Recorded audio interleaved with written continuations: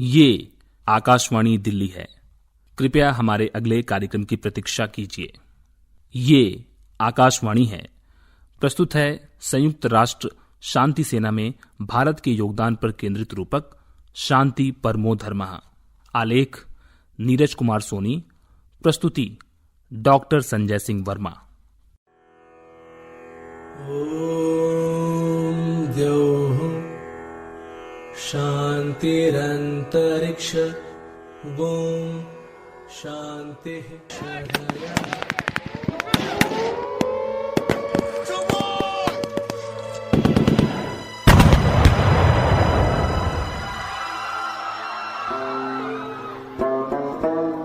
खुदाए बरतर तेरी ज़मीं पर ज़मीं की खातिर ये जंग क्यों है? हर एक फतहो जफर के दामन पे खून इंसान का रंग क्यों है? ज़मीं भी तेरी है, हम भी तेरे, ये मिल्कियत का सवाल क्या है? ये कत्ल खून का रिवाज क्यों है? ये रस्म जंगो जिदाल क्या है? जिन्हें तलब है जहान भर की, उन्हीं का दिल इतना तंग क्यों है? खुदाए बरतर तेरी ज़मीं पर ज़मीं की खातिर ये जंग क्यों है? मानव सभ्यता, मानव स्वभाव की कई विशेषताएं हैं। उनमें से एक ऐसी है जो भौगोलिक सीमाओं को नहीं मानती, सार्वभौम है, और वो है राजसी लोलुपता। मानव यात्रा की डगर हर सदी में भयानक युद्धों के पदचिन्ह पीछे छोड़ते हुए आगे बढ़ती आई है। इस सिलसिले का क्लाइमैक्स बने अगस्त 1945 में हिरोशिमा और नागासाकी पर किए गए एटमी हमले।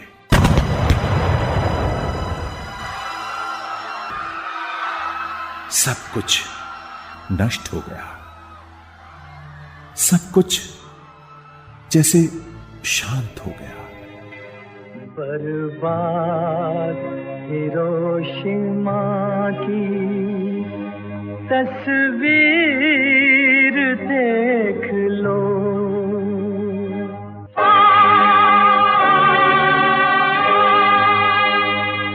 इस एटमी बला का है पहला शिकार हम।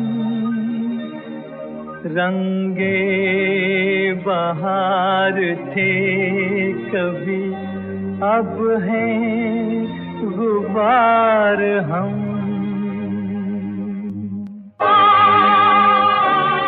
बहुत हो गया था खून खराबा।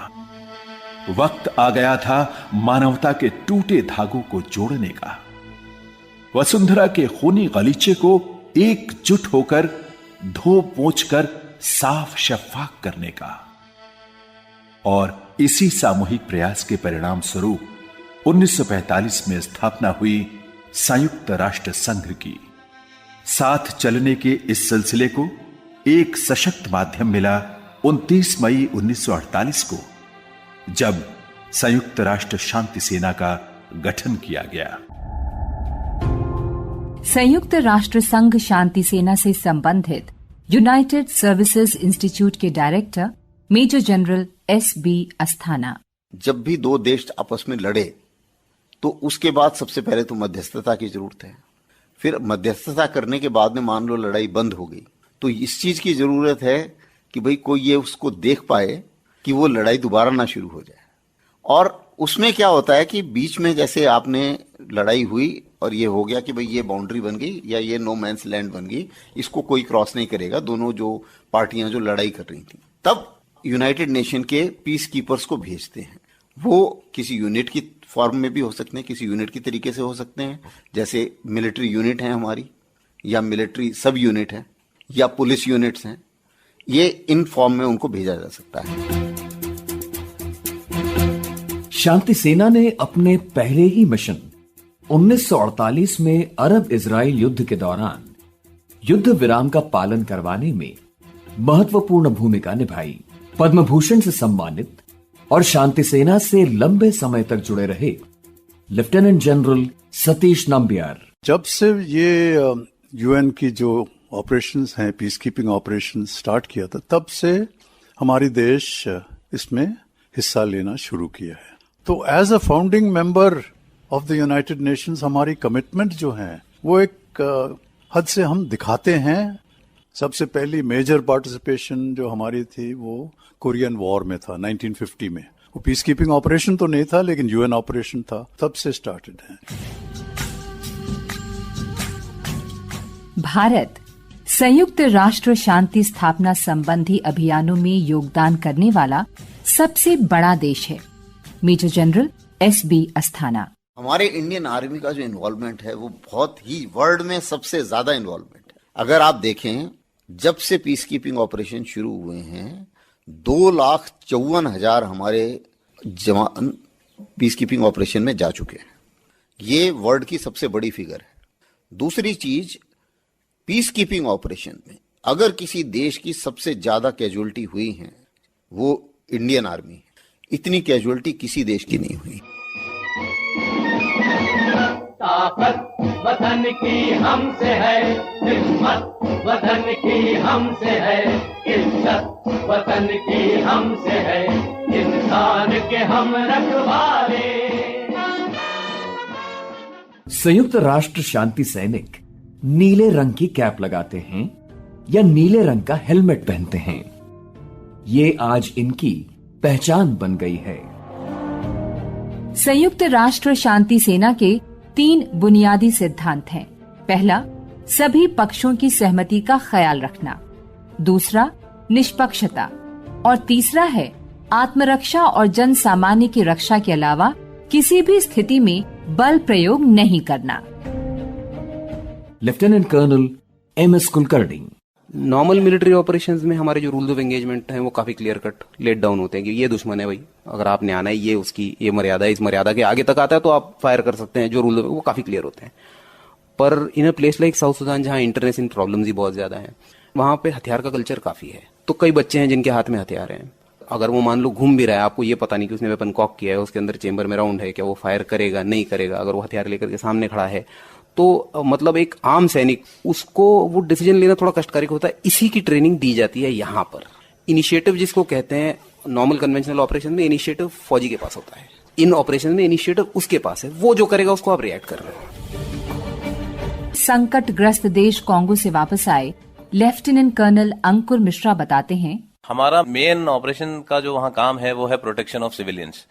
अब ये काफी चैलेंजिंग टास्क है क्योंकि प्रोटेक्शन ऑफ सिविलियंस में क्या होता है कि हम किसी का साइड नहीं ले सकते। यूएन एक न्यूट्रल एजेंसी है और वहां पर बहुत सारे इलीगल आर्म्ड ग्रुप्स हैं जो आपस में लड़ रहे हैं। तो हमें किसी के भी अगेंस्ट काम नहीं करना है। अगर स्टेट एजेंसी भी कुछ गलत करना चाहती है तो हमें उसके अगेंस्ट भी रहना है। तो ये काफी ही चैलेंजिंग एनवायरनमेंट हो जाता है, जिसमें कि अभी सबसे बड़ा चैलेंज था कि कांगो में इलेक्शंस हुए हैं अभी यही दिसंबर में, जो कि बहुत ही कारगर तरीके से यहाँ पे इलेक्शन करा दिया यूएन ने और कोई भी खून खराबा नहीं हुआ और एक नई सरकार चुन ली गई। संयुक्त राष्ट्र शांति सेना में चिकित्सकों की अत्यंत महत्वपूर्ण भूमिका होती है। ये एक ओर तो शांति सेना को चिकित्सा सेवा प्रदान करते हैं तो दूसरी ओर संकटग्रस्त देश के निवासियों का भी उपचार करते हैं। कर्नल डॉक्टर सजल सेन। कंबोडिया में एक ट्रांजिशनल अथॉरिटी का शासन था और काफी नरसंहार वहां हो चुका था। पॉपुलेशन 7 मिलियन से घट करके 5 मिलियन 5.5 मिलियन पे पहुंच गई थी और तकरीबन 22 देशों की आर्म फोर्सेस वहां पे डिप्लॉयड थी, जिसमें मेडिकल फैसिलिटी सबसे बड़ी हमारी ही थी। और लॉलेस कंट्री है, कोई लीगल अथॉरिटी तो है नहीं। तो हम लोग सब अपने अपने पर्सनल वेपन भी, डॉक्टर होने के बावजूद भी रात में सब अपनी अपनी कार्बाइन 20 राउंड लोड करके और तभी सोते थे। एक अजीब बात थी कि 3 मिलियन माइंस पूरे देश में उन्होंने बिछा रखे थे। तो हमको जो इंजरीज मिलती थी या तो माइन ब्लास्ट मिलते थे या गनशॉट वुंड्स मिलते थे या ब्लास्ट इंजरीज, ग्रेनेड, शार्पनेल और या तो रोड ट्रैफिक एक्सीडेंट्स। ये एक एंगल होता था। और दूसरा हम लोगों को मिलता था काम करने के लिए पेशेंट्स बहुत कॉम्प्लिकेटेड डेंगू फीवर और highly complicated drug resistant malaria. Multi ethnic environment है, भाषा का एक अपना प्रॉब्लम था। भारत में शांति सेना के लिए अनेक स्तरों पर चयन और प्रशिक्षण की व्यवस्था है। रक्षा संबंधी इन भारतीय संस्थानों में न सिर्फ भारत के सैन्य और सुरक्षा बल प्रशिक्षण पाते हैं, बल्कि विभिन्न देशों के प्रतिभागियों को भी प्रशिक्षित किया जाता है। भारत तिब्बत सीमा पुलिस के जनसंपर्क अधिकारी विवेक पांडेय। पूरे देश में जो हमारी पुलिस फोर्सेस हैं, सेना का they have their own centres, उनका अलग केंद्र होता है, लेकिन हमारा जो केंद्र है वो आईटीबीपी उसको संचालित करती है। वो ये हमारा साउथ दिल्ली में टिगड़ी कैंप हमारा जो है, जहां पर कि यूनाइटेड नेशंस के भी अधिकारी टेस्ट लेने के लिए आते हैं। सारे अधिकारी नहीं जा पाते, पहले आपको विलिंगनेस देनी पड़ती है। विलिंगनेस देने के बाद उसका फिजिकल और आपका साइकोलॉजिकल टेस्ट होता है। संयुक्त राष्ट्र के जो चुनिंदा प्रतिनिधि होते हैं उनके समक्ष ये टेस्ट लिया जाता है, और जब वो उसको क्लियर कर जाते हैं उसके बाद ही वो आगे यूएन के लिए कंसिडर होते हैं, जैसी उनकी सीनियोरिटी होती है। अंतर्राष्ट्रीय मिशन पर भेजने से पूर्व इन्हें भाषा का भी प्रशिक्षण दिया जाता है। कांगो से लौटे हवलदार प्रकाश। जब हम यहाँ पे यूएन मिशन के लिए सिलेक्ट हुए तो उससे पहले हमारे यहाँ पे चंद एक ट्रेनिंगें चली हैं। हमें इंडियन आर्मी के द्वारा एक वहाँ की लोकल भाषा का थोड़ा नॉलेज दिया गया। यहाँ पे वहाँ पे नमस्ते के लिए बोलते हैं माले माले, फिर वो बीच में बोलते थे जैसे तमाम तमाम ठीक ठाक हो आप, तो ऐसे छोटे छोटे वर्ड जो है हमारे समझ में आ जाते थे। इनके साथ ही नायक मलखान सिंह। ये संतरी रहता है, वो उसको थंब प्रोसीजर बोलता है। जैसे ही कोई सिविलियन आता है, गेट के पास आता है, उसको बोलते हैं सीमामा सीमामा, ठहरो। वो समझ जाता है कि ठहर गया। उसके बाद इना का ताजमा को होइना, यानी हाथ ऊपर, तो उसको बताया जाता है कि भाई हाथ ऊपर, आगे बढ़ोगे तो हम आपके गोली मार देंगे।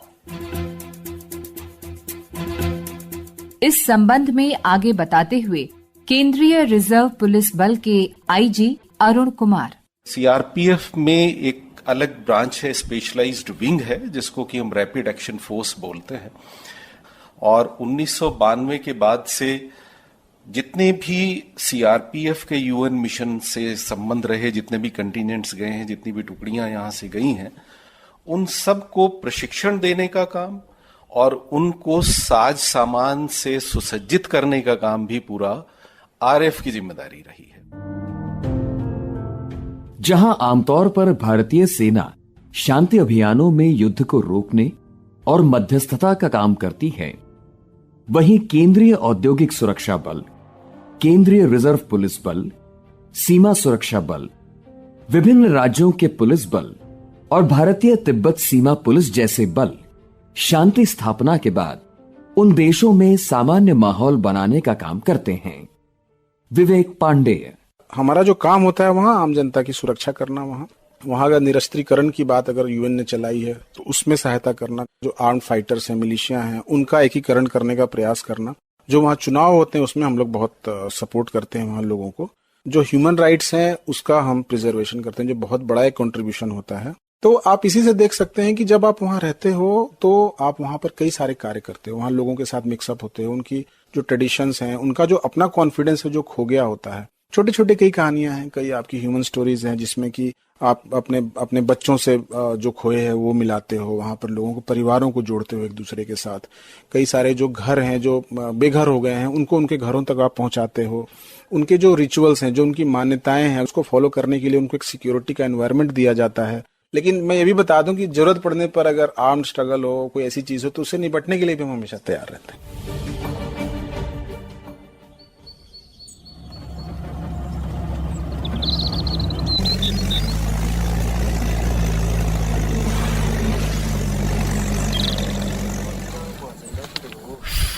आज बहुत मुश्किलों भरा दिन था। एक तो लाइबेरिया की गर्मी और सब मिलिशिया इतना एग्रेसिव था आज। वैसे आज कवर फायर जो तुमने दिया, you did a really good job. शुक्रिया मैडम। मैडम, आज तो हमने ट्रेनिंग में जितना सीखा था ना, आज सब इस्तेमाल करने का मौका आ गया। That's good. और मैडम, आज जो सबसे बड़ी बात सीखी कि 24 घंटे चौकन्ना रहना है। 1 मिनट को भी रिलैक्स होकर नहीं बैठ सकते हम। Excuse me, your letters from India, please. Madam, चिट्ठियां आई हैं। हाँ, देखो।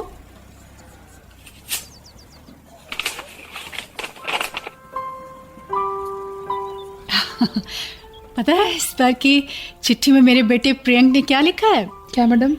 लिखता है कि अगले हफ्ते स्कूल में उसे एक नाटक में फौजी का किरदार निभाना है। कहता है कि मम्मा आप होती तो। Leave it. समय बड़ी तेजी से बीतता है मैडम। जब मैं आ रही थी यहाँ एयरपोर्ट पे छोड़ने, मेरी बेटी आई थी अपने पापा के साथ। पता है उसने मुझसे क्या मांगा? उसने कहा मम्मा मुझे छोटे बालों वाली गुड़िया चाहिए। Oh, how sweet. और मैंने उसको बोला हर बार तो तू लंबे बालों वाली गुड़िया लेती है, तो इस बार तू छोटे बालों वाली गुड़िया का क्या करेगी? उसने जो कहा ना मैडम, उसने कहा मम्मी आप तो जा रहे हो, मुझे तो बाल बनाने आते नहीं। एक तरफ तो इतना दुख हुआ मुझे उसको छोड़ के आने का। I can understand. लेकिन दूसरी ओर मैडम इतना गर्व हुआ कि अभी से वो छोटी सी बच्ची मेरे बिना रहने के रास्ते ढूंढ रही है ताकि मैं अपनी ड्यूटी निभा सकूं। ये आवाज कैसी है? लगता है फिर से अटैक हुआ है। जी सब अपनी पोजीशन ले ले। ध्यान रहे किसी भी औरत और बच्चे को नुकसान नहीं होना चाहिए। Move forward. जी मैडम। Move forward. जी मैडम। बहुत कम लोग इस बात को जानते होंगे कि भारत वो पहला देश था जिसने पश्चिमी अफ्रीका के देश लाइबेरिया में संयुक्त राष्ट्र के शांति अभियान में पहली महिला पुलिस यूनिट भेजी थी। ये पहल की थी भारत के सबसे बड़े अर्धसैनिक बल केंद्रीय रिजर्व पुलिस बल ने। भारत का ये कदम विश्व भर के देशों का प्रेरणा स्रोत बन गया। इस महिला दस्ते का प्रभार संभालने वाली रैपिड एक्शन फोर्स की कमांडेंट ममता सिंह। संयुक्त राष्ट्र द्वारा वर्ष 2006 में सिक्योरिटी काउंसिल के द्वारा पारित किया गया कि चूंकि ये कॉन्फ्लिक्ट रीजन्स में महिलाएं और बच्चे सबसे अफेक्टेड हैं, विक्टिम्स हैं, इसीलिए यहाँ पर क्यों ना एक ऑल विमेन कंटिंजेंट का डिप्लॉयमेंट किया जाए, जिससे यहाँ पे अफेक्टेड विक्टिम्स जो महिलाएं हैं उनको कुछ प्रोत्साहन मिल सके। इंडिया को ये चैलेंज दिया गया और गवर्नमेंट ऑफ इंडिया ने इसको स्वीकार किया। सीआरपीएफ के पास चूंकि ऑल विमेन बटालियंस हैं, तो हमने इसकी 2007 में एक कंटिंजेंट को फॉर्म किया, जो यूएन के द्वारा ये एक एक्सपेरिमेंट के तौर पे किया गया था, क्योंकि हर जगह इसके पहले ऑल मेन कंटिंजेंसी डिप्लॉय होती थी। लाइबेरिया के अपने अनुभव बताती हुई केंद्रीय रिजर्व पुलिस बल की सब इंस्पेक्टर हेमलता ठाकुर। एक दिन हम नाइट को वहाँ पे पेट्रोलिंग ड्यूटी पे थे, तो हमारे को खबर मिली कि वहाँ पे किसी आदमी की डेड बॉडी पड़ी है। तो सर जब हम वहाँ गए तो उस डेड बॉडी के पास कोई नहीं था, लेकिन उस डेड बॉडी को चींटियाँ वगैरह बहुत लगी हुई थी, क्योंकि वहाँ की चींटियाँ ऐसी हैं, अगर हम खाली बाथरूम स्लीपर में भी हम कपड़ा डालने के लिए जाते हैं तो भी हमारे पाँव को चिपक जाएंगी और इंसान की स्मेल से ही काटना शुरू कर देती हैं। तो उनको चींटियाँ बहुत लग चुकी थी और शायद उनका मर्डर पैसे वगैरह के मामले में किया होगा। तो उस चीज को जब मैं वो याद करती हूँ तो बहुत वो होता है। आप हैं इसी बल की कांस्टेबल राजेंद्र कौर। खास अलग ये उनका पहनावा सर लगा हमें, तो लोग भी वहाँ के थोड़ा अलग ही थे सर हमारे से। जब इधर से इंडिया से हम गए तो इतना खाना अच्छा नहीं लगा सर वहाँ जाके हमें, और थोड़े दिन रहने के बाद पहले तो मन में नहीं लग रहा है वहाँ का कहाँ आ गए हम लोग, और उसके बाद तो फिर सर थोड़ा अच्छा लगा। सर अच्छा है सर, जाना चाहिए वहाँ। तो एक बार बाहर ऐसे तो मौका नहीं मिलता हमें जाने का, और वैसे अपने सीआरपीएफ वालों डिपार्टमेंट ने भेज रहे हैं तो बहुत अच्छा है सर, वहाँ जाने का मौका मिलता हमें। कांस्टेबल राजबाला यादव आगे बताती हैं। हम रात को नाइट पेट्रोलिंग वगैरह करते थे, तो उसमें जैसे कुछ लोगों को चोट वगैरह भी लगती थी, वहाँ रोबरी वगैरह बहुत ज्यादा होती थी, तो उसमें भी हम जैसे ही हमें सूचना मिलती थी हम उसी टाइम कार्रवाई करते थे और वहाँ समय पर पहुंचकर उनको रोबरी होने से हम बचा लेते थे।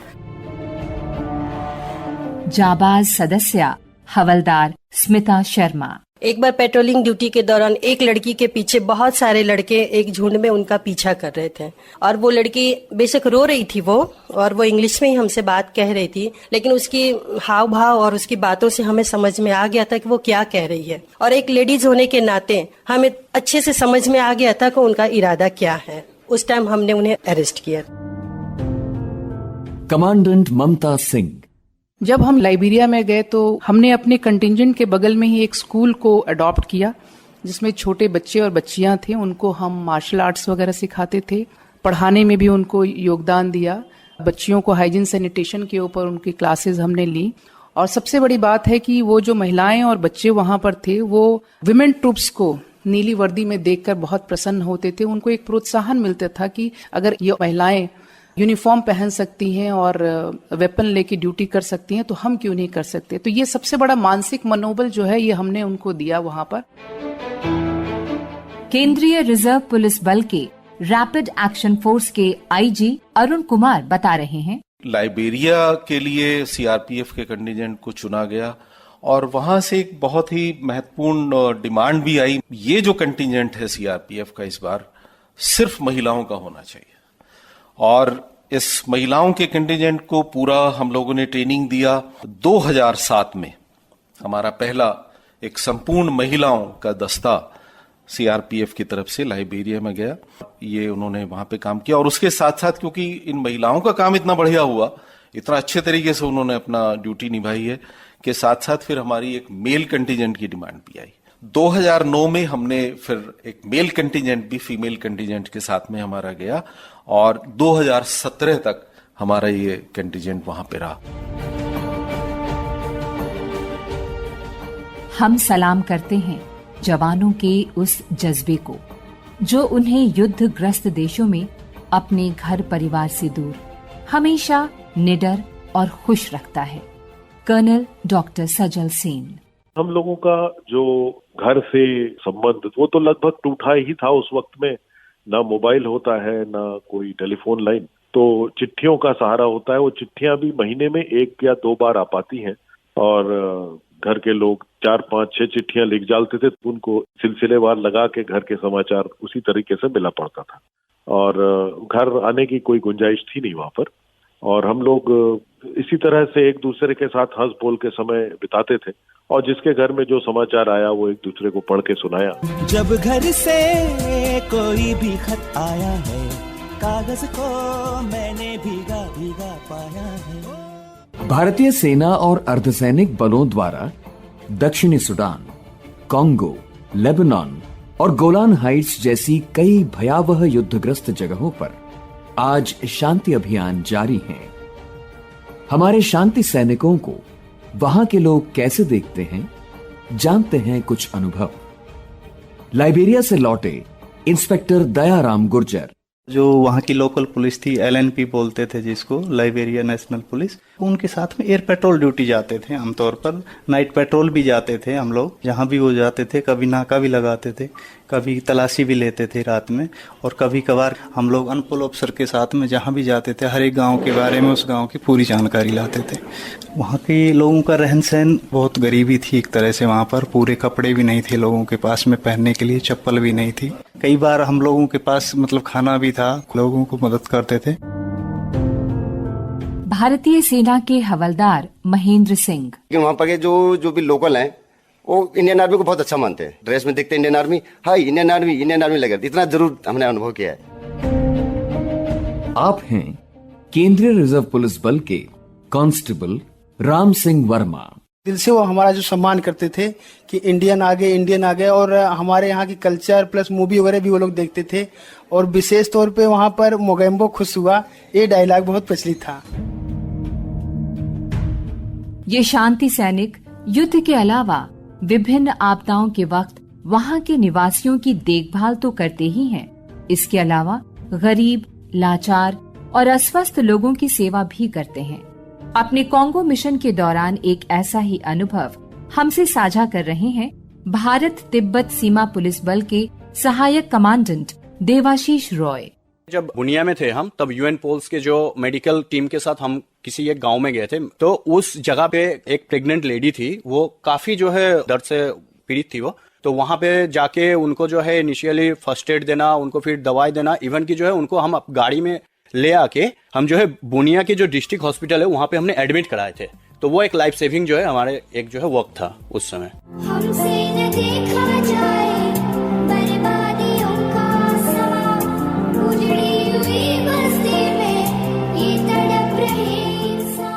संयुक्त राष्ट्र संघ शांति सेना के उत्कृष्ट कार्यों को देखते हुए इसे वर्ष 1988 का शांति नोबेल पुरस्कार प्रदान किया गया। महात्मा गांधी और गौतम बुद्ध की इस भूमि से हमारे जिन बहादुर शांति रक्षकों ने अपना बलिदान देकर विश्व भर में शांति और सद्भाव का संदेश पहुंचाया है, हम उन्हें सलाम करते हैं। माननीय प्रधानमंत्री श्री नरेंद्र मोदी। हम में से कई लोगों को पता नहीं होगा कि हमारे सुरक्षा बल के जवान न सिर्फ हमारे बॉर्डर पर बल्कि विश्व भर में शांति स्थापित करने में महत्वपूर्ण भूमिका निभा रहे हैं। यूएन पीस कीपर बनकर के वे दुनिया में हिंदुस्तान का नाम रोशन कर रहे हैं। और हम तो वसुधैव कुटुंबकम को मानने वाले हैं, यानी पूरा विश्व हमारा परिवार है। और इसी विश्वास के कारण भारत प्रारंभ से ही यूएन के विभिन्न महत्वपूर्ण इनिशिएटिव में सक्रिय भागीदारी निभाता रहा है। उस संघर्ष, समर्पण और त्याग के लिए मैं सभी देशवासियों की तरफ से हमारे सुरक्षा बल के सब जवानों को आदर करता हूं। संयुक्त राष्ट्र संघ शांति सेना की कार्यशैली में निहित सेवा भाव मानो सारे विश्व से कहता है, हम सब एक हैं। समग्र मानवता की सुरक्षा और खुशहाली हर व्यक्ति का कर्तव्य है। और इसी बात को बराबर याद दिलाने के लिए हमारे ये नीली कैप या नीली हेलमेट वाले निस्वार्थ विश्व शांति रक्षकों को तहे दिल से सल्यूट। शांतिर्विश्वे देवा शांति ब्रह्म शांति सर्वगुण शांति शांतिरेव शांति। शांति परमो धर्मा संयुक्त राष्ट्र शांति सेना में भारत के योगदान पर केंद्रित ये रूपक अभी आपने सुना। आलेख नीरज कुमार सोनी, वाचक स्वर राजश्री त्रिवेदी और मनोज माइंडकर, प्रतिभागी स्वर जैनेन्द्र सिंह, नुमान शौक, सुजाता रथ और नवोदिता मिश्रा। प्रस्तुति सहायक हरदीप सिंह, प्रस्तुति सहयोग नवोदिता मिश्रा और प्रस्तुति डॉक्टर संजय सिंह वर्मा। केंद्रीय हिंदी रूपक एकांश द्वारा प्रस्तुत ये कार्यक्रम आकाशवाणी दिल्ली से प्रसारित किया गया। आपको ये कार्यक्रम कैसा लगा? आप अपनी प्रतिक्रिया हमें हमारे ईमेल आईडी chfu76@gmail.com पर दे सकते हैं। ईमेल एक बार फिर सुन लीजिए, chfu76@gmail.com।